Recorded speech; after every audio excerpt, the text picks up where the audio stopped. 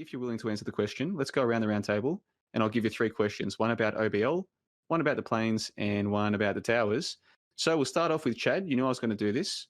Quick answer to the question. Osama bin Laden, and I don't mean to frame these questions as false dichotomies. I don't think it is a false dichotomy. I think this is a fair dichotomy. Was he real or was he fake? But if you don't even agree with the premise of the question or the framing of it, feel free to explain why. But if you get the basic gist of the question, just give us a simple real or fake. Chad 628 from California, Osama bin Laden, real character or fake boogeyman? Fake boogeyman actor. Let's go to Fung from Chicago. Fung, Osama bin Laden, real dude or fake boogeyman? Fake boogeyman. Hando from Estonia, real boogeyman or fake boogeyman? That's an interesting one. My friend, a very good friend of mine, studied in Switzerland, and one of his classmates was also named Bin Laden, and turns out he was the real Osama bin Laden was his nephew, or the other way around. So, according to my friend, he knows this Bin Laden character, who is related to this Osama bin Laden. And when my friend asked him about Osama, the other bin Laden said, it's a shame that Osama has painted a like a bad image of our family. This is pretty much all he said. Now, bear in mind, my friend is not a conspiracy theorist, or he's not really interested in this type of topic. So that's why he didn't, I guess that's why he didn't pursue him any further. However, I heard from my friend that this bin Laden is coming to Estonia later this year. So I plan to speak to this guy, and then I might have more answers. But I think bin Laden, the way he was showed to us, is definitely a fictional character. Okay, so Tommy from North Dakota, Osama bin Laden, a real dude or fake dude? Fake dude. And Andrew from Boston. Fake, definitely. All right, so it seems like we've got a fair uniformity of opinion on Osama bin Laden.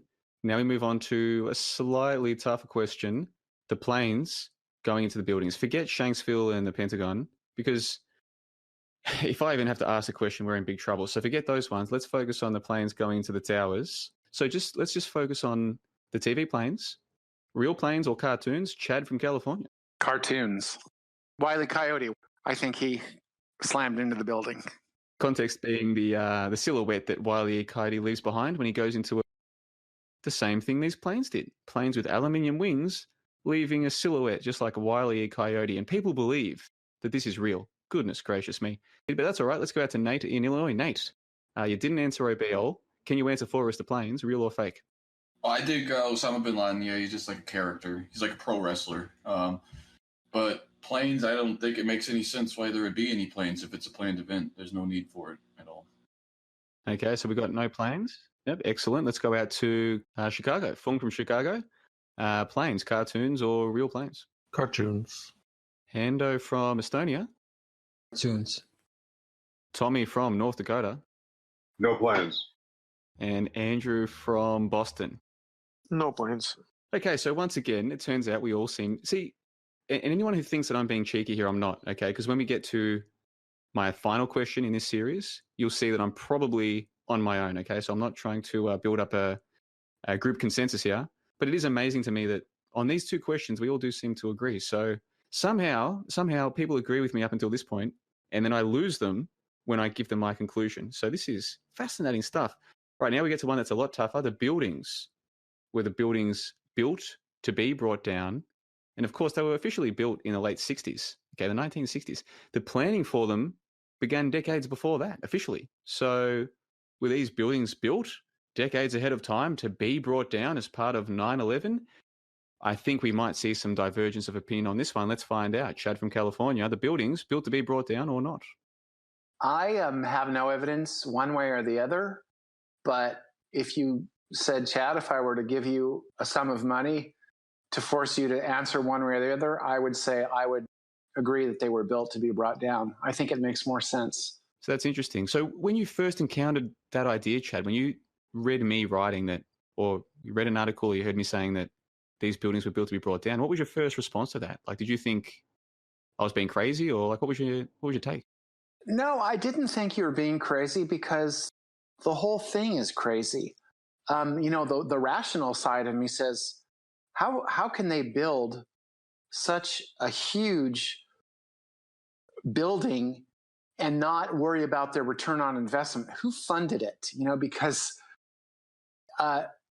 obviously, if all those floors are not leased, they're losing a crap load of money on their investment. But that's another interesting aspect of what are the financial aspects of the construction of those trade towers? That would be a very interesting story. It's interesting, isn't it? It's like, suppose the guys at the top decided they wanted to build gigantic props for the biggest mass initiation event of recorded human history. And then one of them said, well, we've got a problem though. How do we finance this? And then some guy at the other side of the table says, guys, have you forgotten? We print the money. Oh, yeah, no problemo. Going to be easy. But let's go on, because I thought the flow was good before. Thank you for answering the question, Chad. That's very interesting. Now let's go to Nate in Illinois. The buildings built to be brought down or negative? Yeah, there were props built to be taken down. And was that already your perspective before you started engaging with my work, or did my work expose you to those ideas? It was your video, how many people really died on 9/11, and it made me realize that if it was a planned event, it made so much more sense that nobody died. Excellent. Cool. Thank you for the answer. No, thanks for that. I've got one more, so stay tuned. Fung, the buildings, 110 stories times 2, plus a whole bunch of other smaller but still significant buildings. They came down to the ground on one day. Were they built to come down? I would say that now. And even listening to you speak with Dante, it occurred to me that however they were built, it was almost like a magician building a prop for a trick. Like it's not what it purports to be in reality. It's meant for a purpose, to pull off a trick. Exactly, like a giant prop in a movie, isn't it? You can watch a film on TV and the action figure, he jumps out of the car just before it explodes. Kaboom! And it's like, yeah, that car, the role of that car in that scene was to be in front of a camera and a whole bunch of technicians and boom mic operators and God knows how many pyrotechnicians. A lot of people whose job is to make this car explode. That's its job in this thing that's being filmed, okay? It's a prop. The car is a prop. You can build props whose entire job is to be destroyed. That's its whole job. And I believe that's exactly what the buildings on 9/11 clearly were. But it wasn't always so clear to me. Now let's go out to Hando in Estonia. Hando, the buildings built to be brought down, or real buildings that were just chosen as a target for some reason? Definitely built to be brought down, and I believe they were hollow. They had few floors, but basically they were hollow, in my opinion. Okay, and how long has that been your perspective on the matter? Since 2011. It's around the time I first saw September Clues, and around, so pretty long. We'll go to Tommy in North Dakota. Tommy, buildings, and again, I can't stress this enough, especially for you guys who are newer to the site. Do not feel please do not feel as though you have to give any answer that is not straight from the heart. The buildings on 9/11, what do you think was happening there? Were they built to be brought down? I'm gonna have to go with I haven't actually read or seen any of your info on 9/11. But how you pose the question, I gotta go built to be brought down. Had never really thought of it that way, but from what I've seen and looking at that angle, that's what I'm gonna go with. Well, I hope that if you decide to go and engage with because I've put out tons of material on this and other people have as well. I'm definitely not the first. If you decide, actually, no, the buildings were not built to be brought down, I would hope that you would come to us and you'd give us your reasons why. And yeah, I mean, it's very important that I encourage people, hey, come and disagree with me. There's people on my website who've been here for 2 years who still believe in flat Earth. And you know what? I'm okay with that. I'm cool with it. I've made peace with it. Or at least I'm trying my best. So no one has to agree with my perspective on this website. And when I tell you what I think 9/11 really was, even some of my long-term supporters are going to think that I'm just joking or doing a thought experiment. And that's cool. That's cool. No one has to agree. So let's go out to Andrew in Boston. The buildings built to be brought down, or were they selected post facto? Oh, these buildings will do. We need to pull off a gigantic event that's going to go reverberate around the world, change everything for so many people in so many ways. But gosh darn it, we need somewhere. Oh, there's just 2 gigantic buildings in Manhattan. Let's choose them. Oh yeah, cool. Let's do that. Right, definitely. They were built to be brought down, and what replaced them was also part of that ritual, part of the spell that was cast. We've already sort of touched on the did people die or get hurt element of things. A lot of people say that 9/11 was used to justify war in the Middle East.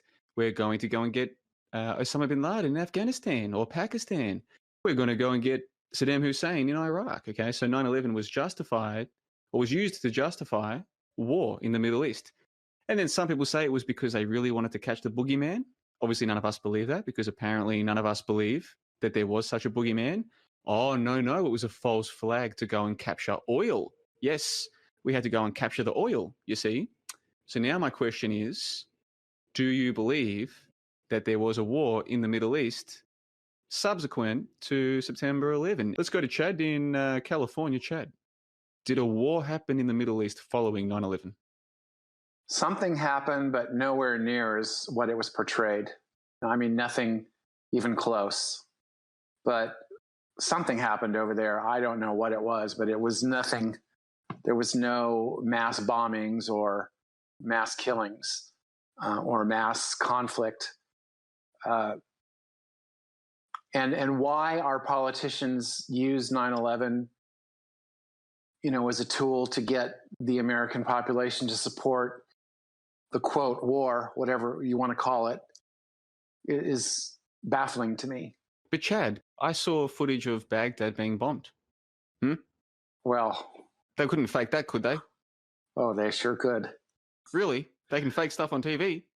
They Since can when? fake it every day. What? CNN? You're telling me CNN is in on this? What? No, yeah. No way. I'm totally on board with the war hoax. But it is funny how they're trying to convince us, A, that we need to go to war, and B, that there was a war. It's so strange. We do have to wrap it up, so let's try and just race through this as quick as we can. Nate from Illinois. Regardless of what 9/11 was or how it was done, was it used to justify a real war with 2 sides shooting at each other, trying to kill each other in real life, not just on TV? Did that happen after 9/11? No, I agree with what Dave J said the other day, that war is just like a show. There's no such thing as combat, but there's, all that other stuff they do, but not actual combat. Oh, but Nate, don't you know that Saddam Hussein, he went rogue?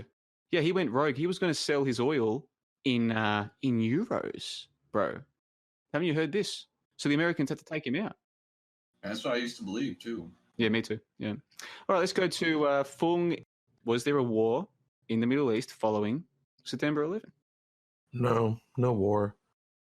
Let's go to Eastern Europe. Hando. Was there a war in the Middle East following 9/11? Probably not. No. Andrew, you've got to save the day for us, mate. Tell us that you believe that men were sent to shoot at each other and bomb each other and drop bombs on Baghdad. Tell us that at least the war was real. God damn it. Well, as much shock and awe as I experienced back in the day, I've come to my senses, and I'm gonna have to say that no, there was no war or conflict in the way that popularly thought of. Okay, all right. So we've got ourselves a problem here then, because seems like we're all pretty much on the same page with all of these key premises. Now, I know that some of you still think people died or got hurt on 9/11, and let me tell you, if I thought people died or got hurt, then my views on 9/11 and the whole world would be very different, okay? And I would talk about the whole thing differently. But based on what I've seen, I don't believe anyone died or got hurt, okay? Now, for the sake of argument, taking the 4 premises that we've all just agreed with, okay? Bin Laden, fake character, planes fake, towers built to be brought down, the preceding war was also fake. So we're all on that We're all pretty much on the same page there. Now, for the sake of argument, if you were to learn that no one did die or got hurt, or you saw enough compelling evidence, or you came to the conclusion one way no one died or got hurt, then would you see 9/11 as a bad thing, good thing, or no opinion? What would your take on it be? This is where I'm expecting quite seriously to get some divergence, and that's totally sweet. Let's go to Chad in California.